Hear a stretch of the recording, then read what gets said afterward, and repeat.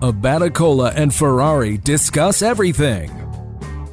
With Matt Abaticola. Son, your ego is writing checks your body can't cash. I'm sorry I ruined your New Year's Eve party.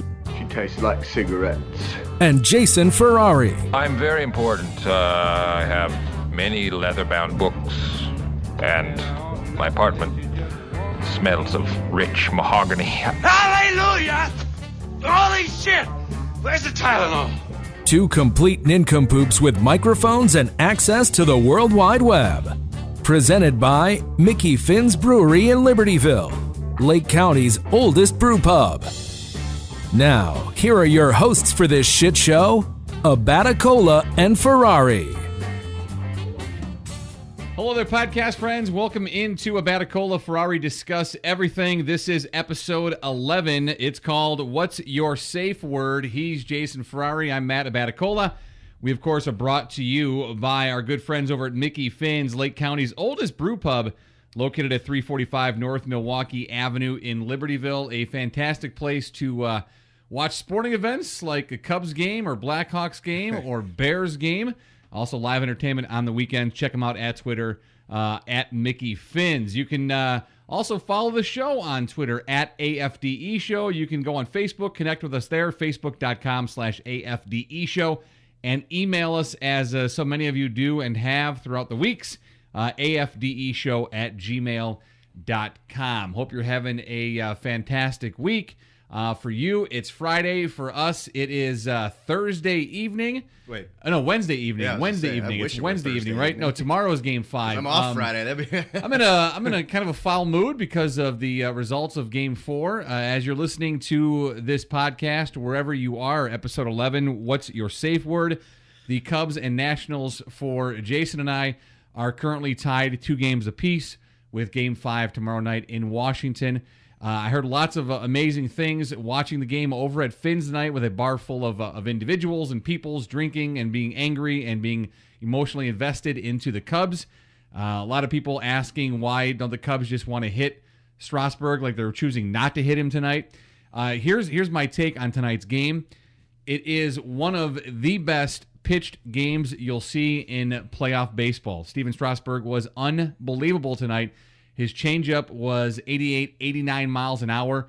Coming at a batter in the weather tonight, in the climate, in the time of day that the game took place as well. It's going to look like a 94 to 97 mile an hour fastball, and then it's a changeup at 88, 89 that just drops off the table right at your knees. A lot of swinging and missing. 12 strikeouts tonight, 7 scoreless innings for Strasburg. The guy was a stud. And there's really nothing you can do about that when you come across a great pitcher. And basically, in the 4 games so far, the Cubs have lost 2 because of their bullpen, their relief pitchers, and they did it once again tonight. Even though they came into the game with a 1-0 deficit, and the final was 5-0 on the improbable grand slam by Michael Taylor, the guy you'd probably pick last on the Nationals position players to hit a home run in tonight's weather. Not a whole lot of power from that guy, and of course gets the grand slam, so the 5-0 win. But it was a great Strasburg pitched game tonight, and there's nothing you can do, and the Cubs have a Game 5 tomorrow, and by the time you listen to this podcast, you'll know the outcome of it. I may not sleep tonight. I'm that bothered, that angry about the game tonight, but it was a great game by Strasburg. So you brought something up that I'm curious about because I've definitely watched other sporting events with you out at bars, mostly Bears games. Yeah. And I know what you said you heard a lot of interesting things. So Bears fans, that's kind of the reason I don't go out to watch them anymore, because the interesting things I hear are dumb things. Most recent, last season living in Madison, I heard someone wearing a Dick Butkus jersey, which, hey, that's cool. Appreciate that. But ask, why don't we just put Marty Booker in? He has better hands than everybody. And I'm like, that guy, I believe, is in his 40s and has not been on a professional roster in about 6 seasons. That's the kind of dumb shit that I try to avoid. How is Cubs banter, winning or losing? Well, it's just, tonight's, there really isn't a pattern that follows each game. It's based on a game-by-game scenario. I generally don't watch many baseball games out in public.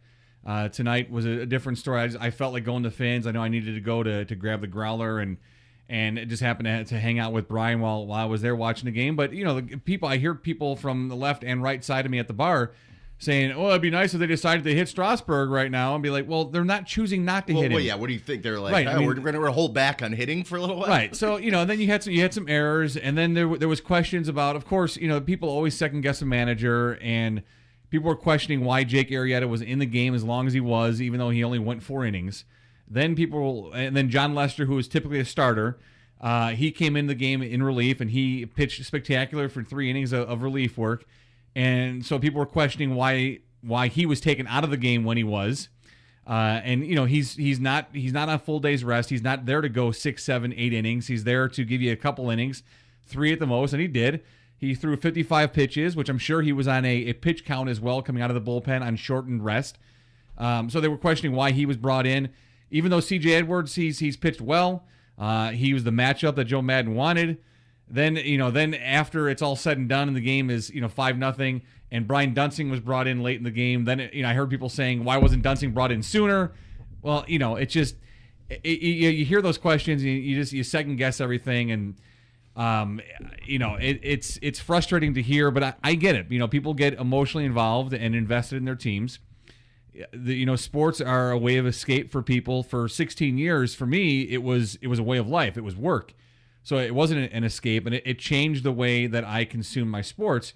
It's nice now these last several months, and with this playoff run, seems like you're easing back into it is. Being just a fan. Just a fan, yeah. I was excited about watching Monday night and watching Mitchell Trubinsky. I was looking forward to seeing him play, and I thought that was a really difficult game to sit through and watch. The defense looked unbelievable, and then the second half, you saw some flashes from Trubisky. And I thought Dow Loggins called a really good game and really took advantage of what his strengths are. Now the Ravens have a little bit of film on Trubisky, and we'll see what happens. And we'll see also how he develops and progresses over this week and what they can add to his second start. But I thought it was great. But I was looking forward to watching Monday Night Football. It was exciting. It was a great game. It was a great day Monday. You had a Cubs game early, a Bears game Monday night against the Vikings, who I hate. I'm very excited about the Cubs playoff run. I seriously am just going to be so antsy about tomorrow night. I'm glad that the Cubs are at 7:00, so I can get off of work and get home and hang out with the dudes, and let Hank stay up with me and watch Game 5. Hopefully, a game the Cubs win. But I'm definitely getting back into it and really enjoying it from a fan perspective, not so much trying to evaluate it or watch it, or evaluate it and watch it for the purposes of talking on the air about it at the score. Well, I'm glad those days are done. I can tell you're a different man. But you alluded to something.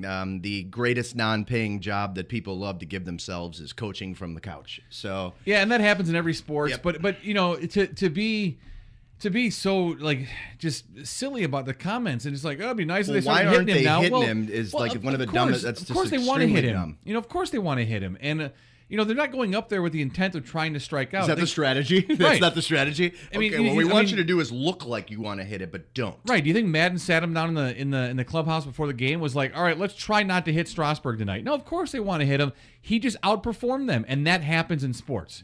And that happens. And it's unfortunate that it was a Dusty Baker-led team with his dumb toothpicks in his mouth and his stupid attitude and his dumbass time here in Chicago in 2003 when they were 5 outs away. Using his kid to shield him from the media. It's smoke flavored, right? Isn't he smoke? I don't know what it is. I don't know why I remember that. It's just so stupid. And then, yesterday was the whole, Strasburg's not pitching. Strasburg is pitching. The mold here in Chicago this time of year. Got his allergies going. Like, what are you talking about? I mean, stop being so dumb. It was just irritating. But you know what? He pitched a great game, and I'm really excited to see how they score, because they score a pitcher's performance, and it gets an evaluation and a number. I'm really excited to see what his game tonight comes out to, because 7 innings, scoreless baseball on the road in that weather in an elimination game, and he strikes out 12. One of the best playoff performances you'll see. As a Cubs fan, I'm pretty sure if you're a younger Cubs fan, that might have been the best performance you saw from an opponent going against the Cubs in the playoffs. And you had history this year too. The first time ever in Cubs franchise history, they've hosted playoff games 3 consecutive years. It's never been done before. I mean, that's amazing. Think about that. As old as this franchise is, it's the first time they've hosted playoff games 3 consecutive years. It Isn't that crazy? Well, yeah, and especially For as old as they are? the historical significance of last year. Like, it's interesting that it's all kind of It's all piling up right now. Piling up, Right. yeah. But that's good. It's a good problem to have. Yeah, and some other baseball news real quick before we get back to the Bears, because I'm curious to hear your thoughts about Mitchell Trubisky. Other baseball news, John Farrell from the Red Sox is fired today, their manager, so they have a search open there. I'm curious to see what happens with Washington if they lose tomorrow at home in a Game 5 and fail to advance to a World Series with a talented roster and another great regular season. I'm curious to see what they do with Dusty Baker after tomorrow if they happen to lose to the Cubs in Game 5. Were they the best or one of the best records in all of baseball? They were the second best in the National League. You had the Dodgers, which I think they finished 105 wins, 104 wins, somewhere in that area there.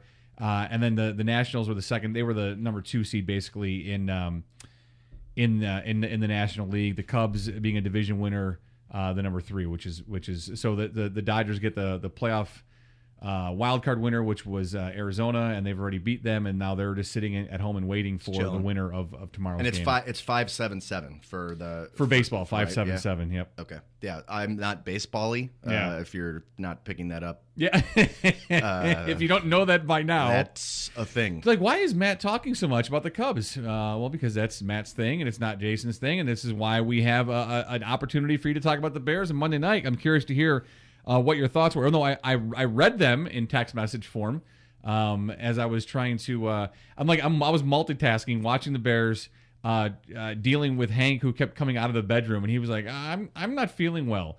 Like, yeah, you are. Go back to bed. I'm thirsty. And then after like the 5th time, I was like, "Dude, what do you want to do? I want to stay up with you. All right, come on over on the couch. Let's chill out and let's do this." So I'm doing that. Multitasking while on my computer for work, reading stuff for work, watching the Bears game, reading text messages on Twitter. He's running out of like what a 4-year-old can have as an excuse. I left my work bag in the car.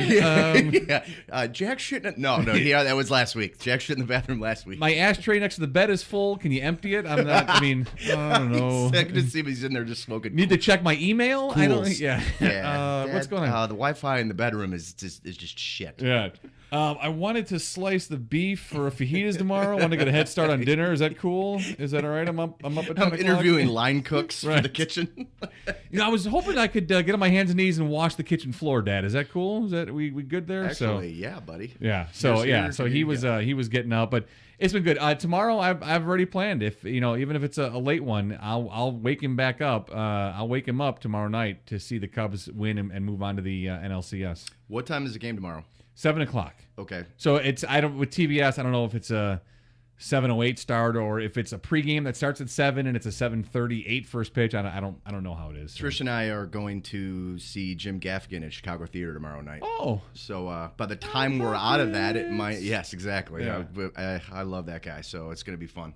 But so I will not be looking at my phone during, but I'm sure I will come out and actually it'll probably still be going. Baseball games are really, really. I'm sure long. you'll care about as much tomorrow night as you do tonight. Well, no, but it's win or go home. That's big, man. Yeah. Like I like last year. Matt, when I lived in Madison, we were texting back and forth.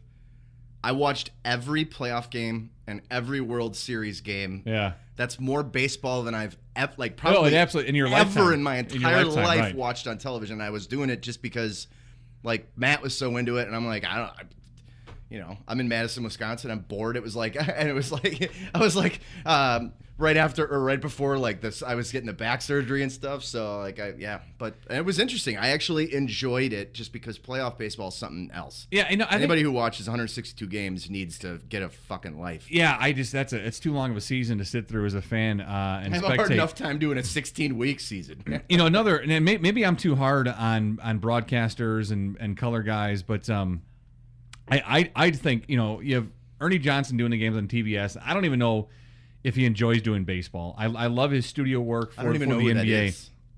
Is he a basketball guy? The NBA on TNT, they have I think Kenny Johnson and Shaq. Yeah. And then Ernie Johnson is the studio host. So he's one of the main guys for that show for the NBA and TNT, and he's doing the Cubs National Series. I don't even know if he likes doing baseball, whatever. He's fine. Ron Darling, I think, is just terrible. He just says the most obvious, stupid things. His name is unfortunate. Cubs pre and post game on Comcast Sportsnet with Cap and the other guy, whoever the other guy is just that's actually the name of the show. Absolutely, yeah, it's Cap and the other guy. He's brutal. I mean, it took me 15 seconds watching early on in the season to realize he's terrible.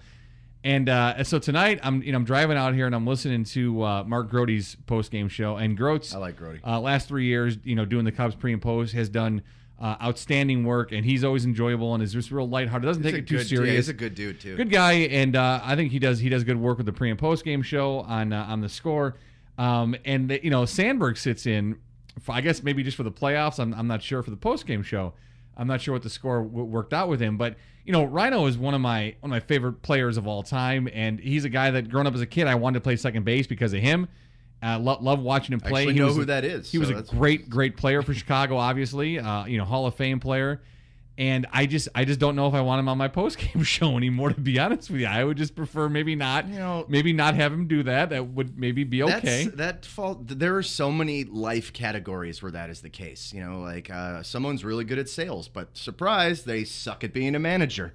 Someone's really, really good at sports, a Hall of Famer, but surprise, they suck in front of a microphone. I guess it takes more than just game experience to well, you've got to be on a radio show. Exactly, I mean, there's more to it. You can be an interview. You don't necessarily need to be a host. Yeah, I mean, in my 16 years at the Score, we had a lot of guys that came through and hosted shows because they were former athletes, and they were much better guests.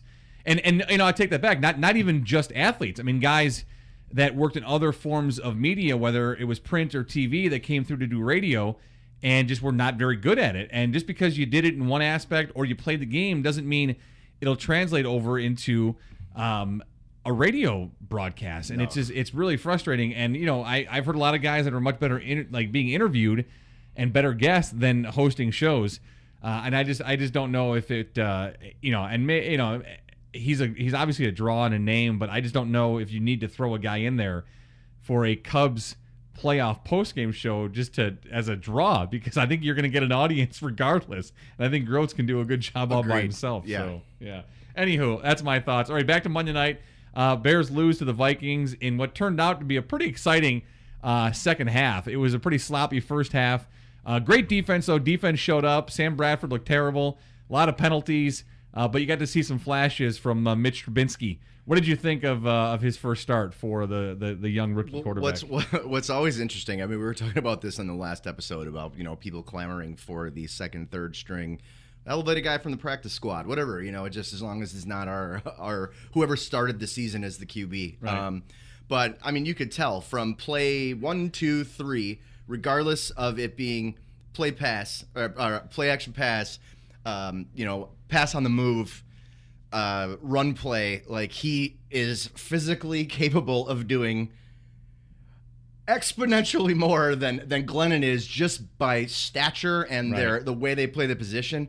But I mean, if anyone was expecting this guy to have a Hall of Fame performance in week one, or his week one, I should say, as a starter, then I don't know what they're watching. But I mean, first couple of throws, the guy just steps up, moves to the right, bam. I mean, he's got the wrist flick throw too. He's definitely got that on the move. Yeah, no, and what we talked about our last episode, and this is episode 11. What's your safe word? I said keep the expectations down on this guy, and I just don't want to see him go out there and wet himself. Right. I wanted to see if there were some flashes, fine. But I wasn't expecting this guy to carry the team to a win, and I was hoping people wouldn't have those expectations, despite where he was drafted. And he went out and he surpassed my expectations. Right. I mean, the dude looked legitimate. I mean, I didn't expect it to be consistent every play, and it wasn't, and that's fine. And he threw an interception, going to the right across the field, and that was a smart safety who was a Pro Bowl safety who read it well and made a great pick. But this guy has got the ability to make plays with his feet. He does. He seems like he makes decent decisions, even though they limited his decision making throughout the process. But he can make any throw, and he has got a great, accurate, strong arm. it was exciting to see, and to see him at times run with the speed from a Bears quarterback. Dude, the guy's jacked. Yeah, he is. Yeah, he's an athlete. I mean, I was super excited with what I saw. Despite the outcome, and the outcome of the game didn't really matter to me. It was just seeing that guy make some plays and seeing smart play calling. You want to take advantage of what he can do. Your future looks like, and that was it. And that is it. Yep. And now it'd be cool to have like a wide receiver. Well, no. So I mean, you have a running game. Anyone who's down on him, which it's really weird if you are, considering how many of you want him to play. But I didn't hear. Did you hear or read negative things about him? I really didn't.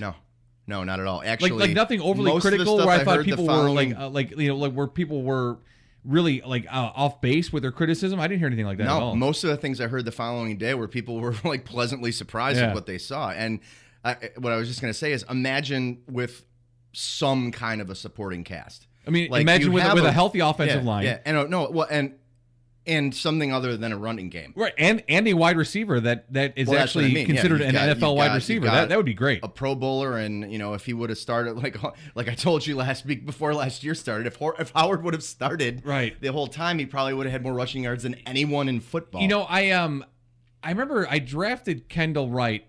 It might have been maybe in a fantasy league years ago, and maybe that's why I have some kind of a connection to him. But I don't remember, and maybe I didn't watch a whole lot of his games outside of Bears uniforms. He talks on every throw to him, whether it's a reception or not. He talks. Oh yeah, way too much. No, he's a shit. Do more. He's a shit talker. Do more, please. Well, they're not targeting him either, though. The guy, he comes out, he gets 2-3 catches in a row, and then that's it. Where did he go? Yeah. He didn't sound like he wasn't dropping the ball. He just fell out of the game plan. I love that the first touchdown pass in the Mitchell Trubinsky area came from the punter. Yeah. That was great. Yeah. Good old what is it? O'Donnell? Yeah, Pat O'Donnell had a nice touch on that touchdown pass.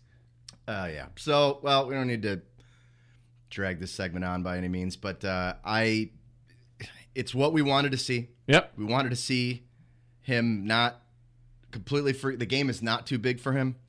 He is going to be good. I'd be shocked if somehow he goes backwards. I don't see that happening progression. I don't either. I think he gets a little better. Yeah, I think that's it. And now he's got a full, the rest of the season to do it, unless hopefully nothing happens to him injury wise. Right, let's get the offensive line squared away. You got a great running game, and let's find a wide receiver that can make some plays. And then it's with the way he is and how he does have the ability to extend plays. Maybe there are some of these schmucks on the roster that will step up. Good quarterbacks do tend to make wide receivers. No, absolutely, look better. Absolutely. So we shall see. But no, it was good. It was a painful game, and then at the end you're just like, ugh. And I hate losing to those bastards. Right. But it was. I saw what I needed to see. The Bears on Sunday will take on the Ravens as their next game, and we'll talk about that. We're not as scary as they have been in years past. Maybe the other way. They're not very good. No, not at all. This is episode 11, What's Your Safe Word? You can, of course, catch up and make sure you have gone through the first 10 episodes of the AFDE show. Moving along here in our first segment, the Cook County sugar drink soda tax was repealed. And so here's a couple things. Large margin. First thing then, please remove all the commercials asking for the soda tax to be repealed. If I see the woman again, if I see her one more time in the commercial where she's like, no one can tell me what me and my family can drink.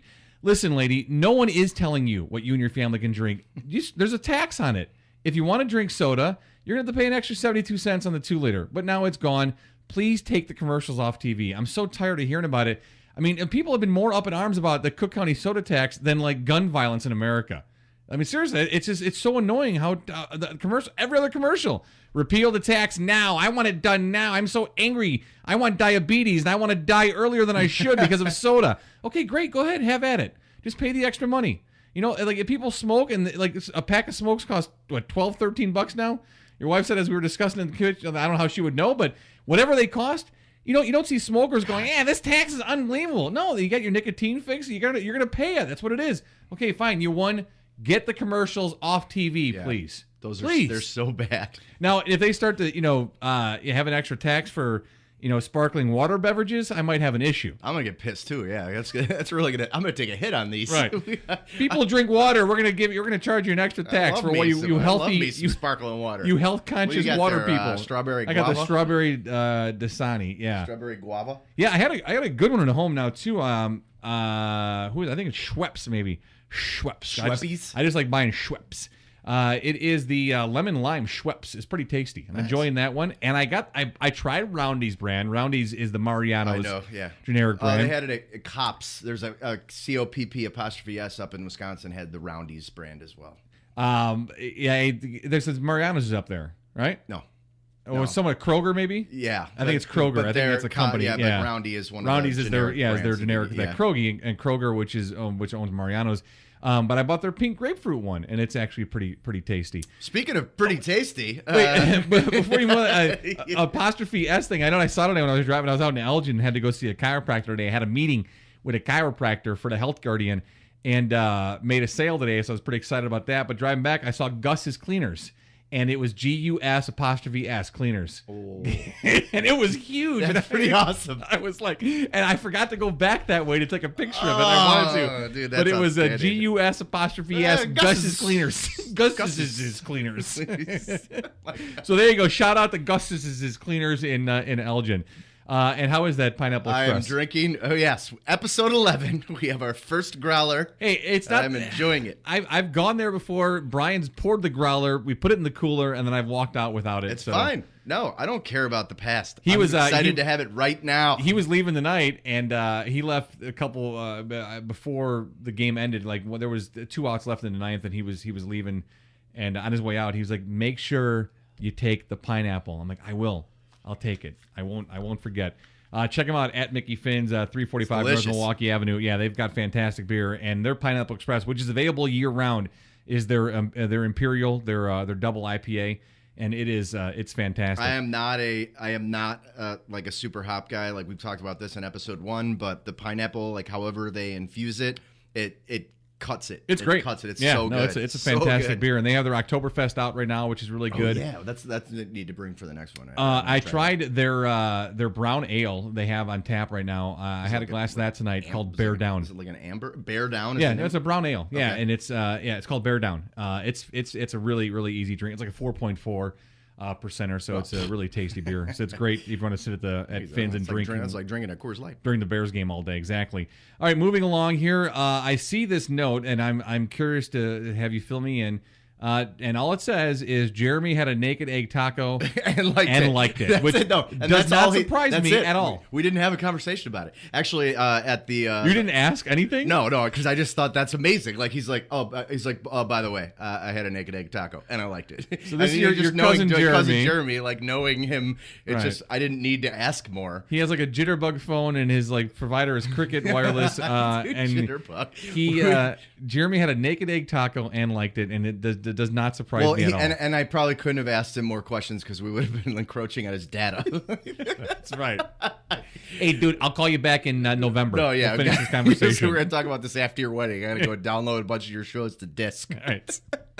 All right, so we did ask for some questions at AFDE Show, and you can ask anything you want to ask, and we will filter through them and decide if we want to answer, but we have some questions, and here's a great question came to us from Aaron. It says, "What's a terrible song by a great artist?" And Aaron, by the way, that's not his name. No, Aaron McKittrick, a guy I've known forever, longer than you. I've known him forever. His name is not Aaron, by the way. Just started listening to the show like at the beginning of last week and has caught up. So that's a good man. He went through 10 episodes. Gone through 10 episodes. So and he's eagerly awaiting number 11. But yeah, number 11. What's your safe word is the title of this episode. What is a terrible song by a great artist? You had a second to think through that. I am doing it right now, and I have an answer. What is your answer? So, a terrible song by a great artist. But it's I don't when you don't know the question as long as I do. I don't like to give myself too long to think about it. Yeah. So my first thought, I just typed it down. Yeah.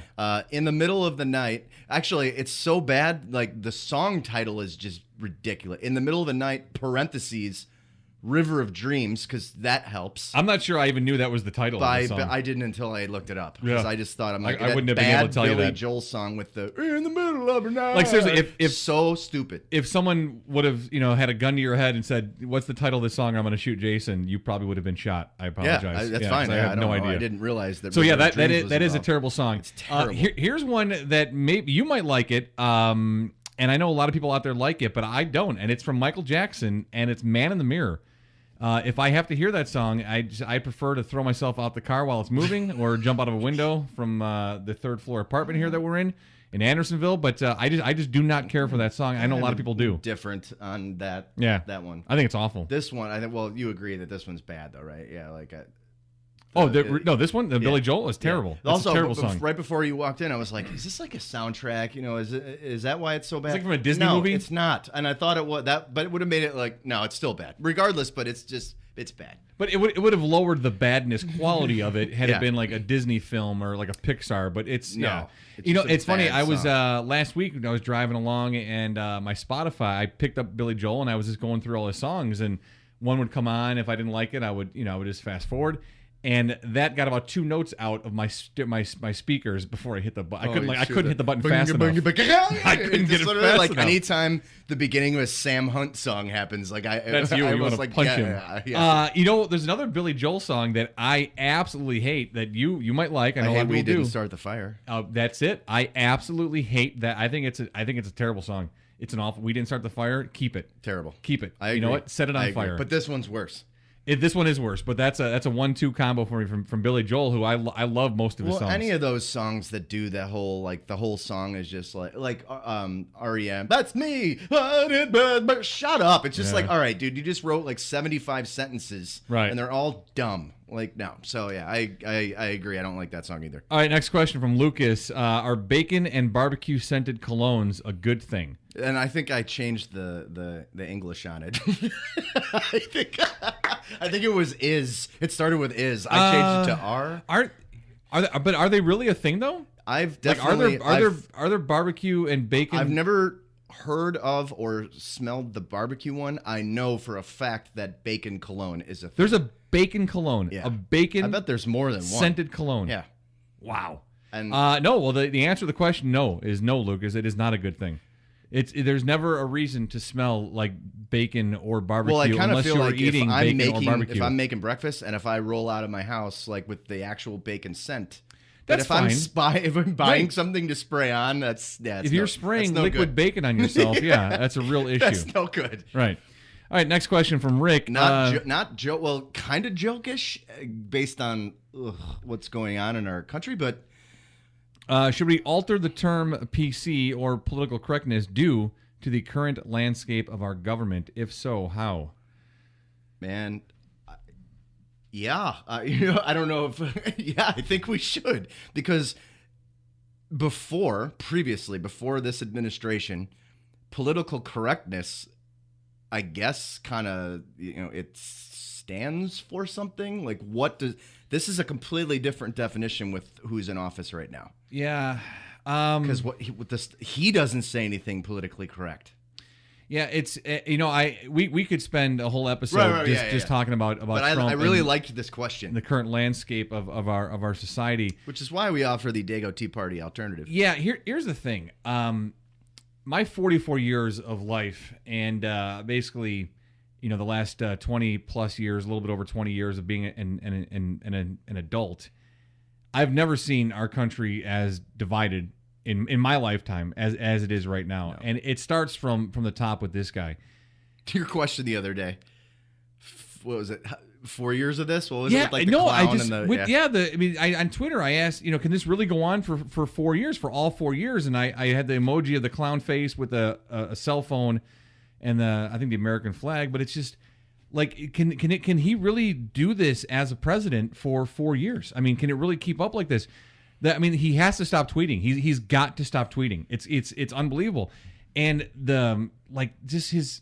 he really is. He comes off as the dumbest individual I've ever seen in politics, and he holds the highest office in the land. Yeah. He's the most powerful man in the world, and he's a complete buffoon. And it's embarrassing. It's absolutely embarrassing.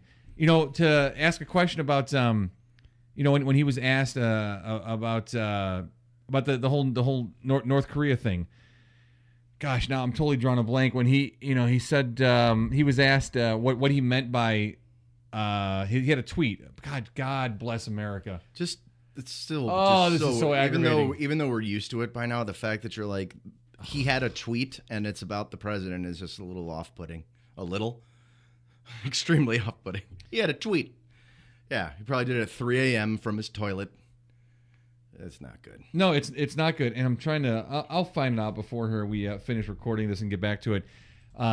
It's so irritating because he lacks any ability to be presidential. Common sense. And that's what's tough about it. And all this talk about disrespecting the flag and disrespecting the anthem, and he's so mad about millionaires taking a knee during NFL games. I mean, like, who cares? There's so many more important things to get into. And you talk about the lack of respect for the flag and for the country. How about the lack of respect for the office that you display on a daily basis? I mean, if for anything, can you not have any respect for the office you hold? And he doesn't. It's embarrassing. He's a child. He's an absolute child. And when the senator from Tennessee called the White House an adult daycare, and obviously someone missed their shift going after Trump, I mean, that was great. It was great stuff. And then he comes back at it. He comes back at him on Twitter. It's like, come on. On Twitter. He's like, oh, he begged me to endorse him, but I didn't. And I didn't do it. And then his next tweet is about some book that talks in a positive manner about Trump. Oh, that's a good book. It's like, you didn't read it. You're so full of crap. You didn't even read your own book. You're so full of shit. And this guy is unbelievable. Just the lack of respect for the office is embarrassing. And if this, there's no way this can stay for 4 years. It can't. No. There's no way this can sustain. Either. Yeah, I mean, at what point does the guy just say, I'm done being president? Yeah. I'm going to go back to the business world. Quits. And screw people over. Speaking of screwing people over, how do you pronounce his name? Is it Weinstein or Weinstein? I don't know how to. Weinstein? Harvey Weinstein? Weinstein. And you got Gwyneth Paltrow coming out, and you got Angelina Pitt coming out and saying things. Wow. This guy is, he got the ire of Nancy Grace. You ever see Nancy Grace on TV? Oh, yeah. Who is like the worst segment on television. Doesn't matter what channel or what show she's a guest on or her own show. Is just horrible. Man, she was besides herself. My mom was watching her, and I walked in to grab some things before I left, and she was had it on. And Nancy Grace was just, man, you thought she was going to have a heart attack. I saw a clip of her going off on OJ the other day. I don't know. It's just so funny. She's just so funny. I used to watch Good Morning America on a regular basis in the morning, which is when it's on, because it's Good Morning America. And they would take Dan Abrams, who is a great legal analyst for GMA. He's a great follow on Twitter as well. And he's one of the legal experts. And they would put him in the same segment with Nancy Grace. And they would take the legal topic of the day and have, you have these like really concise, coherent thoughts that are intelligent from Dan Abrams. And then you get this meatball of a woman, which basically all she is, but she's like the meatball, like legal version of like a Bears fan. Yeah. Like a female meatball version of a Bears fan. A blonde white woman who they gave a show to who is basically like a Bears fan. So annoying. All right, so to go back to the question, should we alter the term? Yeah, we should, but I don't know. I don't know. Maybe we just shelve it. Like it's on pause because we can bring it back. Yeah, we can bring it back. We don't right. have any political correctness right now. Well, I mean, hopefully from other facets of the government. And then the last one from my buddy Phil, who has an amazing contribution in the dumb criminals area later on in the show. I said, "Hey man, you got any funny questions for our Q&A session?" And he said, "Your mom is a funny question." And that, I'm a child, so that made me giggle. Yep. And then I'm like, all right, cool, that's funny, but how about a real question? And he said, "Fuck me if I'm wrong, but your name is Sarah, right?" So that is a question. Yeah, sure is. So I'm sure that pickup line is worked or not worked several times. So thanks, Phil. We're looking forward to the amazing YouTube audio that we're going to play later on. All right, as we know, I am very, very, very far behind in watching current movies. I generally watch movies a year to 18 months after they come out. Abigail and I, my daughter, we last Saturday, we started Saturday night and then finished Sunday morning because we were both very sleepy people. We watched Hidden Figures, finally saw Hidden Figures. And it was an absolutely fantastic movie. I just thought it was so well done. And of course, I'm not naive to the racism in our country that was happening in the 60s, of course, actually throughout the entire history of our country and is happening currently today. But to see it and in movie form, even though it's actors and they're portraying it, but to see what those women were going through, and particularly Henson's character, what she was experiencing was just women was unbelievable. Like the coffee scene is really what got me. Yeah, is that she went and she got coffee out of the coffee pot, and every white man in the room in their white shirt and thin black ties was just staring at her like, "How dare you? What are you doing?" And running, half a mile to go to use the bathroom. Because there weren't bathrooms for colored women to use in the same building that she worked. And that was NASA. And it was unbelievable. So obviously it's not like I'm not naive. I don't like, oh my God, there was racism back in the 60s. But just to see it, they have a visual, even though it's a movie and it's actors, but they have a visual put to it. Like, I felt uncomfortable. I felt bad. I felt icky. It was like, oh man, is it terrible? Well, I'm glad that these stories are highlighted, because they're a significant part of American history, or just global history, period. But I think we know it happened. We know it still happens. Right. But I'm grateful that we have a reminder through, not just media, because that's through the arts. Yeah, through the arts. Yeah. That are able to show you. But I agree. I was uncomfortable. The whole time. It's like, fuck. Like it was really like that. Because we weren't there. Right. But I mean, I know it was. We know it was from history. But to see it, to have a visual see it put again. to it. Yeah. And I'm glad that there is a reminder of that, because otherwise, the problems. I mean, this is a problem. An old problem. It's an old problem. Still a problem. It's still happening unless unless you ask Mike Ditka, and Ditka says he's never seen anything like that happen in his lifetime. Right. Oh, okay. Remove head from ass and then talk into microphone. Coach Ditka. All right, that's the end of segment 1. This is episode 11. Well, here, let me tell you what I watched real quick. Oh, I'm sorry. We don't even. I'm sorry. We don't even need to go into it. No. I'm sorry. Gosh, sorry. I've watched. No, I want to hear about this, because this is on the list actually. Yeah, sometimes I like to watch series again. So I've done that with Sherlock. I've done that with the Newsroom. I've started both of them up again. Newsroom, we were texting as you were watching. It's a great. I've watched it twice. It's Sorkin. Yeah. We're like West Wing dorks. Mm-hmm. So like anything Sorkin does, I'm good with. But I watched the new Spielberg documentary that came out on Saturday on HBO. How was that? So it's like over 2 hours, and I was hoping it would be like talking about beginning to end. Where he started to where he is now. It kind of started doing that, and then all of a sudden there was a really, really long segment about Schindler's List, and I was like, okay, I get the significance of it and everything, and it was great, but I mean, like, the guy's been doing things for a very long time. So too much on Schindler's List? So it just became all Schindler's List. Yeah. And then they kind of like tried to come back to what he was doing. They basically like gave no love to Star Wars, gave a couple of minutes to like Jurassic, no love to any of the Raiders of the Lost Arks. I'm just like, all right, these are like. Is that the documentary where he went to a bar one night with Steve McQueen and offered him the role in Close Encounters, and then McQueen didn't want to take it because he said he couldn't cry on demand. He can't, he couldn't. And cry then Spielberg was like, "I'll take the scene out." He couldn't cry on cue, and he said, "Yeah." And Spielberg said though he was like pounding beer after beer after beer, and he won't. And then, but the funny thing, so that's mentioned. But then, like later on, you'll see that every actor, like Tom Cruise, everybody that he's ever worked with, are like. At the first day, because you're so excited, you're so excited to work with him.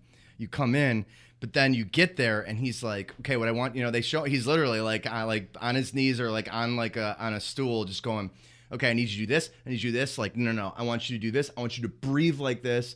What's the main guy from Liam Neeson was saying during Schindler's List? Like, he wasn't even giving him cues at first on dialogue.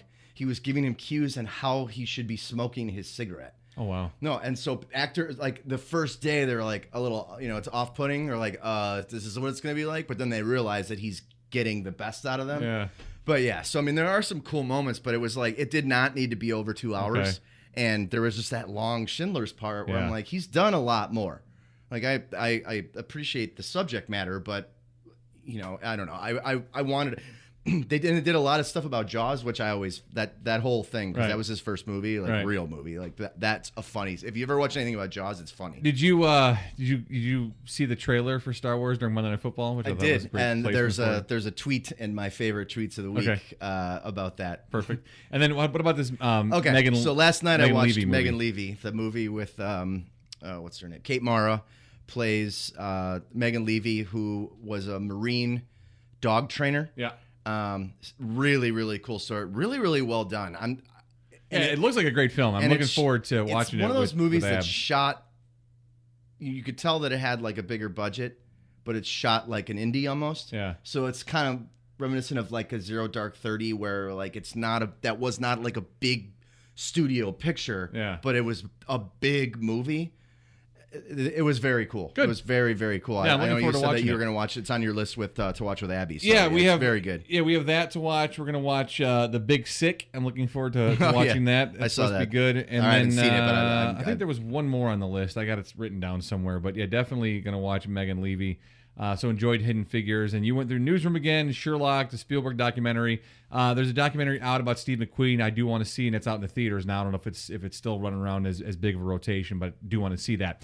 We'll take a brief time out. We'll come back. Our second segment, That's So Wisconsin. We also have some good stories you need to know about, dumb criminals, dumb apps as well.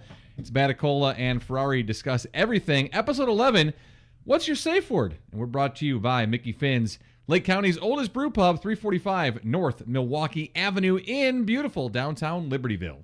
Yes, question. You have a question? You don't have a question? You don't? It's kind of hot in here, isn't it? They're making pants tighter now, right? I don't know, because I don't wear jeans. Yes, question. I should buy a boat. Don't you think? No? Question. All right, welcome back in. Episode 11, What's Your Safe Word? A Baticola Ferrari discuss everything. We're brought to you by Mickey Finn's, Lake County's original brew pub. You can give them a buzz, 847-362-6688. Give them a call. Check them out there in downtown Libertyville. Great food, a great place to watch any sporting event. Also live entertainment on the weekends. And great beer. Great beer as Jason's enjoying the Pineapple Express, the growler I finally brought after watching the Cubs lose Game 4 of the NLDS 5-0. All right, so every week we have a segment for you called That's So Wisconsin, and of course it is brought to us by our very good friends At Will's Northwoods Inn at 3030 North Racine in lovely Lakeview, Chicago neighborhood. And there's no rules to this other than a story that It's in originates out Wisconsin. of the great state of Wisconsin. And one of the great things about the state of Wisconsin, and there's a handful of them, this is one of them, it's the National Mustard Museum. Yes, it is located in the great state of Wisconsin. You used to live right by it, actually. I did. It's in downtown Middleton. It originated in Mount Horeb, I believe, but it's in Middleton now, and I have been there 6 times. And other than when you came up to visit, everyone else who came to visit from Chicago, You we took all went to the Mustard Museum. We did Yeah. other things. Yes. We did other things. So the National Mustard Museum, it began in Mount Horeb, as you said. Horeb. The Mustard Museum, when its founder and curator, Barry Levinson, started collecting mustards October 27th of 1986. The story of the Mustard Museum traces its roots to a late-night visit to an all-night grocery store when Barry heard a deep voice as he passed the mustards. If you collect them, they will come. I love that that's just what, as he's in a grocery store. That's what he hears, but he hears it in in the Field of Dreams voice, apparently. If you collect it, they will come. James. Barry bought a dozen jars of mustard, and at that moment, he said that he was going to amass the world's largest collection of prepared mustards. Which he has. Yeah, so it started with a dozen, and he's up to over 5,800 Yep. jars of mustard. And I have not tried 5,800. I have tried, let's call it 20 of them, and which one did... What's the one you gave me with the monkey on it? Oh, It's like yeah. sweet and spicy one. Yeah, and It's delicious. Yeah, that Yeah, stuff is awesome. so good. Didn't you finish it in like a week? Yeah, but I never put like on a sandwich. It was just like with No, you were- pretzels, no, man. you were I was dipping just, pretzels. Oh yeah, that's all it was. That's And what I was did. Killing it. I have the sweet bourbon one. There's like spicy one. There's like the just regular stone ground. Yeah. But you can go in there and you can try every single mustard they have in the place. And they have pretzel sticks everywhere, and you can just go, like, they'll have like 6 or 7 or 8 like open. Yeah. But then you can go to the back and say, I saw that one on the shelf, and they'll open it, and you can try it. That's great. Oh man, it's so good. I love mustard. So, but yes, that is an outstanding place. Many friends who visited when I was living in Wisconsin, we went in there, and they all left there with mustard. Some back to Chicago. I believe Brian bought some and took it back to New York with him. So, oh wow. Yeah. Then he brought one to Saudi Arabia with him when he downloaded the show. So that Twice. that is the National Mustard Museum, and it is in the great state of Wisconsin, Downtown Middleton. So if you're ever out in that area, so what are you about? How far was it? 40 minutes from Madison? 30 minutes from Madison? Middleton? Yeah. Was that closer? No, it's like I could be in downtown Madison in 15 minutes. Oh, okay. At the 50, I thought it was a little further than that when I was out there visiting you guys. But if you're ever in the Madison area for any reason, take a 15-minute drive over to Middleton and check out the National Mustard Museum. Be worth the trip. You can bring yourself home some jars of mustard. I know my former score guy Dan McNeil. He would always joke about carrying a mustard belt with him. That's how much he loved mustard. I wonder if he's ever made the venture up to Middleton for the National Mustard Museum. I'll have to point it out to him. What's nice next time is, he heads up to Canada, maybe he can take a swing through Middleton and grab himself some mustard for his mustard belt. Some of the guys who did actually visit there, though, were asking if they could get it, and you can go to mustardmuseum.com and order the full catalog of stuff. There you go. Yep. Check it out, mustardmuseum.com. That is this episode's edition of That's So Wisconsin. Yes. WillsNorthwoodsInn.com is the website where you can find all of the information on the bar, the specials, menu, everything. Awesome place. Actually, as soon as this whole wedding thing is done on Saturday, our final wedding extravaganza, I'm looking forward to spending some Saturdays there with Kevin watching some games. All right, so here's a story in the news that you needed to know if you haven't heard this. So I found an article, and it's kind of different from what I've been doing the last several episodes with our funny stories. This was an article where a reporter talked to ER doctors and ER surgeons and just asked them, like, what are some of the craziest or weirdest or strangest instances where individuals came into the ER to talk to you. And so he collaborated all these, put them all together. And so here's a few I just wanted to share with you that I thought were really, really great from this article. Okay. So these are all ER doctors and or ER surgeons. Had a patient come into the ER with a very mild abdominal pain. I asked the individual when it started, and he said, right now. He didn't have a coherent answer when I asked how he knew to come to the ER if the pain had just started. I still don't understand what brought him in. It was an all-around odd encounter, and he left pretty quickly. We didn't do anything for him. It was probably a guy looking for some kind of pain medicine, is what I'm guessing. But he couldn't really describe why he was there if the pain just started. And here's an example of that. A 45-year-old male who came into the ER told me that he had several severe burns from boiling water all over his body. Now, on exam, he had no visible burns and had reduced his complaint to a small area on his right index finger. Again, with zero visible damage. Okay. He then asked me several times for hydrocodone. It was one of the most obvious drug-seeking behaviors I've ever seen. And here's the last one. This was absolutely great. I laughed out loud. I read this one.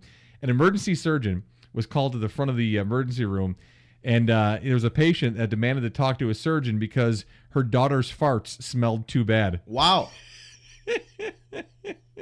He said I had a hard time keeping a straight face. Yes, what's the problem here, ma'am? Janet's flatulence is killing us. My daughter's farts are so bad. Can you do surgery and fix it? Girl he said farts, he had a man. real hard time keeping a straight face. Bad. On the list of bad things, like dying, getting hit by a bus and not dying, run over by a train and not dying, girl farts right up there. Or poop. Girl fart / poop. Ooh. Terrifying. It's fine. Like, I expect men to smell bad.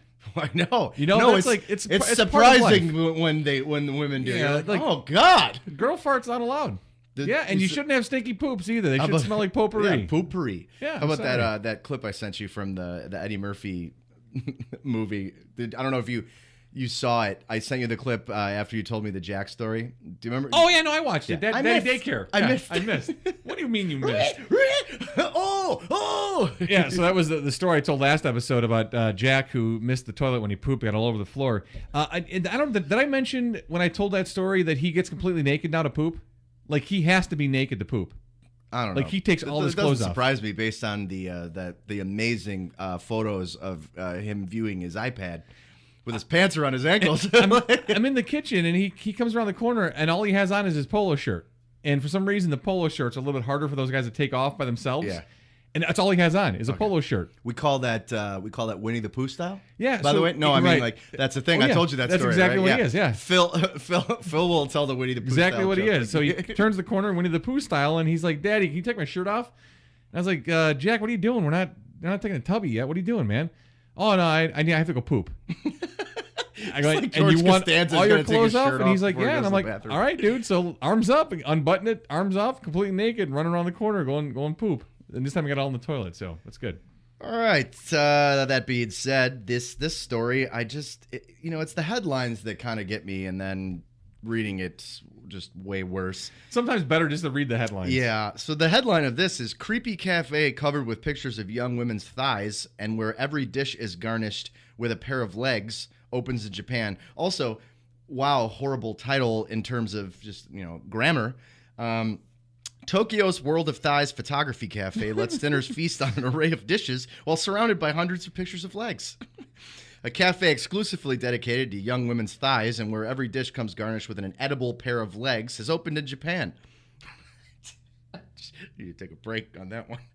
Okay.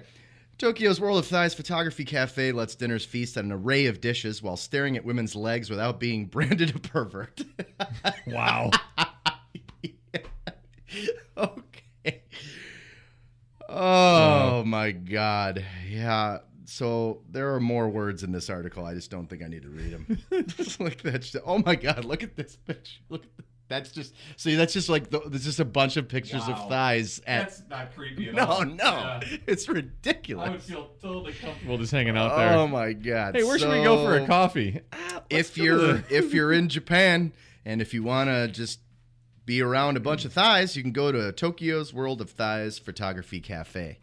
Yeah. So is that? Wait, did you have another? You have another one, right? No. This is the only one. Okay. Yeah, that's fine. There's one I found that we don't really need to go too much into. It's just this lady in Australia who is like swimming in like a... Oh, yeah, mention the story. This is how people can find it, because Yeah. they should probably watch it, because Yeah. it wouldn't do service to tell the She's story, but they need to see the video. Swimming in a rock pool, which if you don't know what that is, there are certain sections of the ocean that man-made areas where people do high rock walls where you can go and swim laps.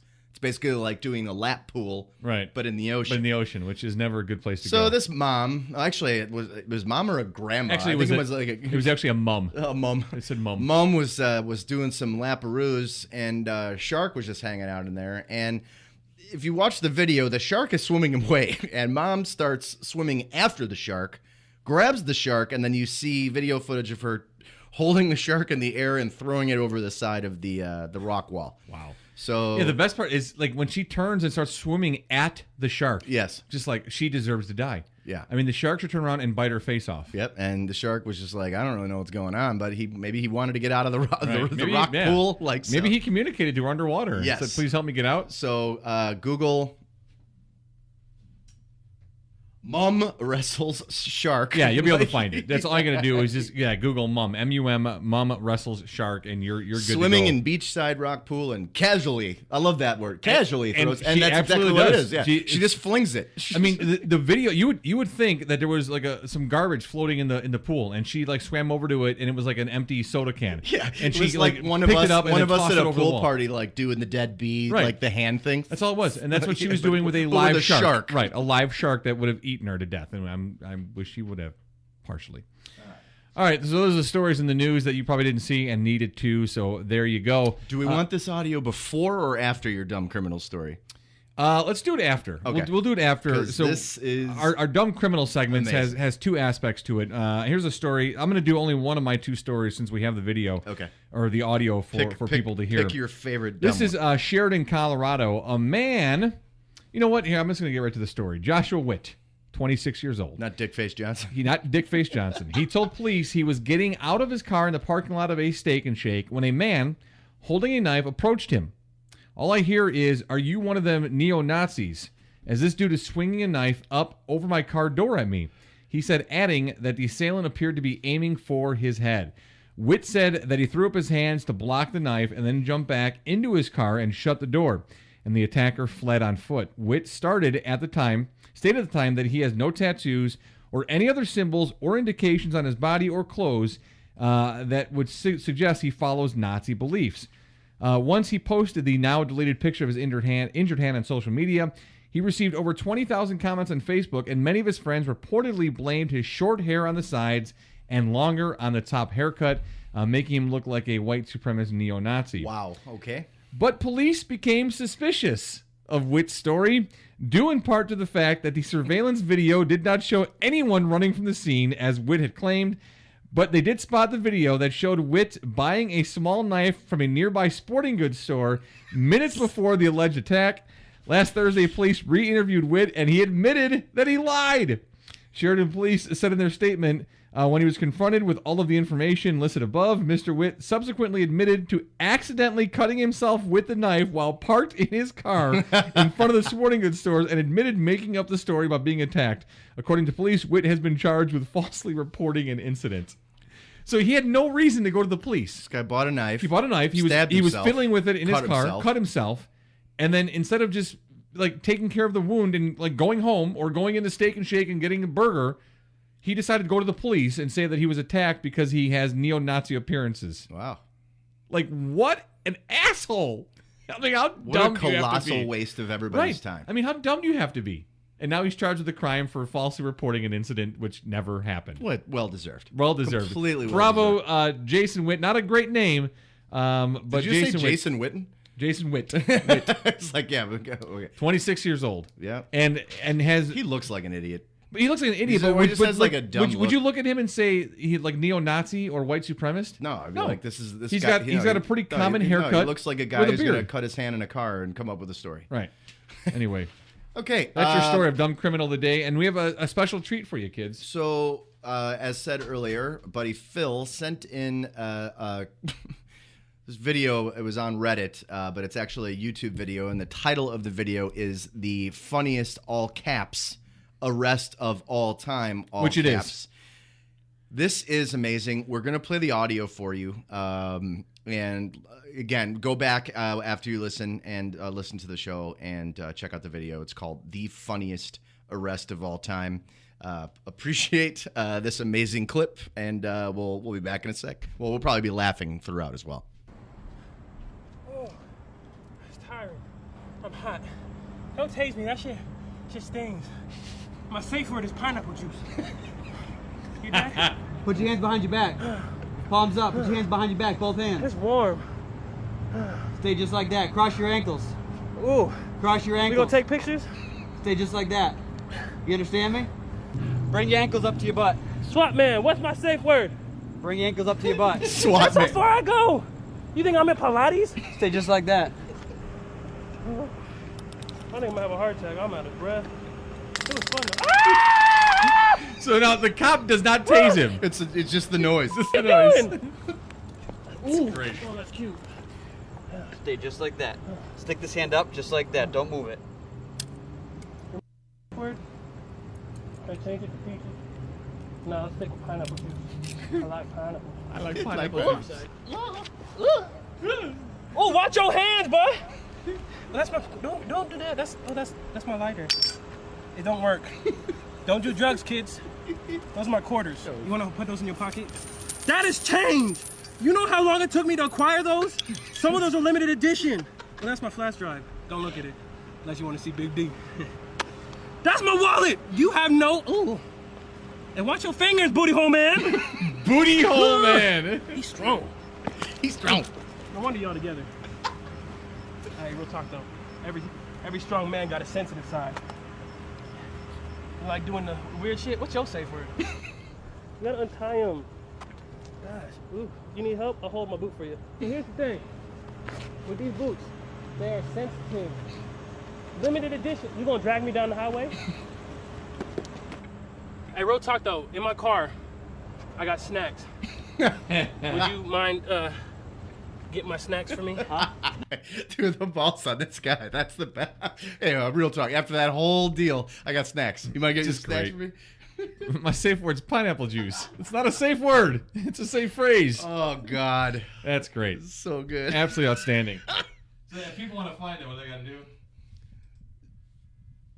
You just Google? Can they just Google it? Or Google the what was it? The funniest arrest of all time. Funniest arrest of all time. Yeah. And I'm pretty sure that guy is not that guy wasn't a cop. I think that was like a bounty hunter or something. I don't know. That was... No, I thought he had police on his I don't know. Yeah, but yeah, what did he say? He called him SWAT man. Oh, no, it says some kind of agent. What does it say on there? I can't even Yeah, it was somebody. Yeah, it was somebody. Well, it was definitely somebody. Definitely somebody who looks more military than he does police. But yeah, you got to Google and he this didn't thing. laugh. Yeah, he didn't even crack a smile. Seriously. My safe word's pineapple juice. Come on. Right, like when you the guy's okay. So he's on his belly. His hands are behind his back. He's handcuffed. His ankles are overlapped and pressed up into his butt. Okay, so he's on his stomach, ankles up into his butt. What do you think? I do Pilates? And he's handcuffed. And okay, so this guy is not doing anything. Clearly, he's not a dangerous threat. I don't know what he was chasing him for, what he was running from. But at that point, if you can't crack a smile, I get it, and I've never been in that situation where I'm arresting someone. The guy shooting his partner's not laughing either. Right, but it's like you don't crack a smile with any of that. Come on. The whole that I definitely would not be able to be a cop. Dude, if I come into that, I might even depending on what that guy was doing wrong, I might have a conversation with him and be like, all right, get the hell out of here. His vest said I think that guy they were searching for him, like he was escaped. But did you hear what he said at the very beginning? Just for the record, you guys didn't find me. I found you. Yeah. So again, I get it, but that guy had me. That was great. He had me at pineapple. My safe word is pineapple juice. He had me at hello. So, anywho, all right. So that's a special treat for you on this week's and this episode's edition of Dumb Criminals. That guy is absolutely fantastic. You can Google it. Just Google the funniest arrest ever. You'll love watching the video along with the audio you just heard. Which brings us now to this episode's edition of Dumb Apps with Jason Ferrari. Oh boy, yeah. I'm glad that these don't run out, and I'm not surprised. Like every week, right. I think we're going to run out. So they're in reverse order. Number one, it's called the butt analyzer. You take a photo of someone's butt, and it lets you know how attractive it is. Wow. It doesn't necessarily have to be like a naked butt, or can you just do like a? There was no description other than that. That's like when you could go and the apps will have long-winded descriptions, reviews. There was nothing other than there was one review under it that said "This is truly dumb." Was the review? Wow. So I think that's how it came up in my search for dumb apps. Number two, I don't know those description. I don't even want to say that. I know. I typed it. I didn't make it up. I typed it. So the number two app is called. First of all, who's the marketing person here? I guess if it needs to be obvious, it needs to be obvious. The name of the app is Hot Asian Girl Photos, and the description under the app, not kidding, on the Android platform says, and I apologize, get yellow fever. Or it's got yellow fever, but haven't admitted it yet. Keep your fetishes a secret with photo albums of Chinese and Japanese girls. Yeah. Wow. Yep. So there's an app out there on the Android called Hot Asian Girl Photos. Yes. Alrighty then. Yes.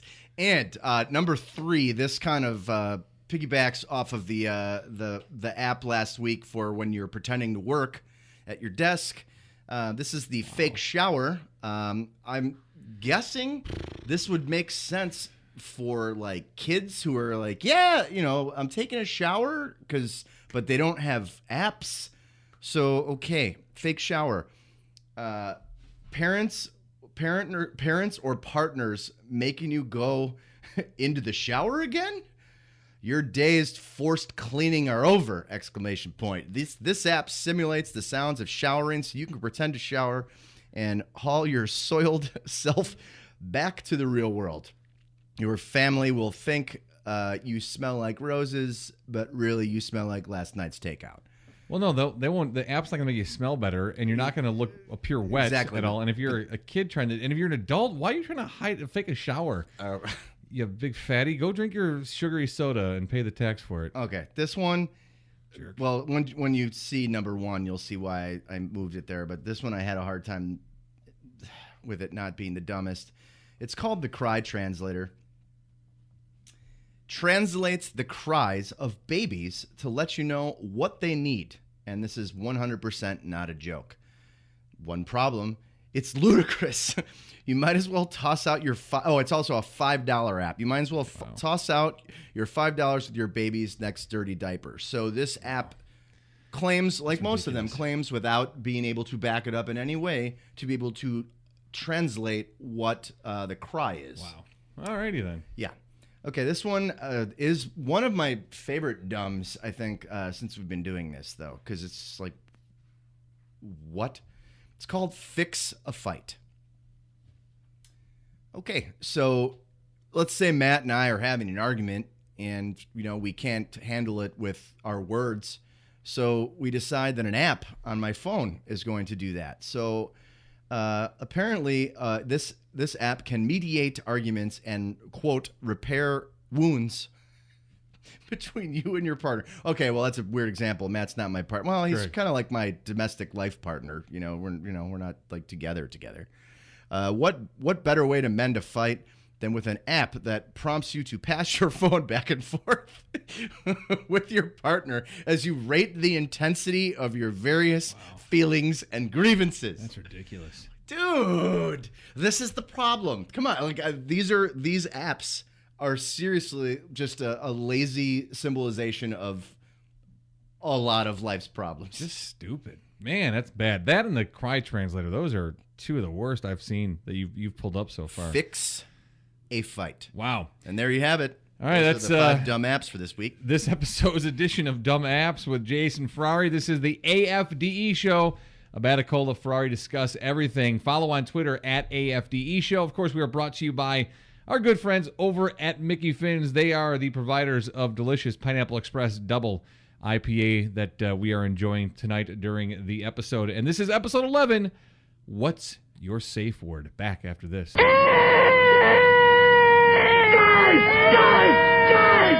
All right, welcome back into the final segment of the AFDE Show, episode 11. What's your safe word? It's Ferrari and Abaticola. Remember, you can email the show anytime, afdeshow@gmail.com. We're brought to you by Mickey Finn's, Lake County's oldest brew pub. Check them out, 345 North Milwaukee Avenue.